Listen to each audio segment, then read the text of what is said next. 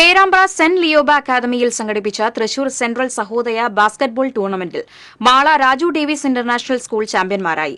Under 19 boys, girls വിഭാഗങ്ങളിലും under 14 boys വിഭാഗത്തിലും school ഒന്നാം സ്ഥാനം നേടി. അണ്ടർ 14 വിഭാഗത്തിൽ വിജയഗിരി പബ്ലിക് സ്കൂളാണ് ഒന്നാം സ്ഥാനം നേടിയത്. മത്സരങ്ങളുടെ ഉദ്ഘാടനം അർജുന അവാർഡ് ജേതാവ് സിറിൽ സി വള്ളൂർ നിർവഹിച്ചു. P N Gopakumar, father doctor P N Varghese എന്നിവർ സമ്മാനദാനം നിർവഹിച്ചു.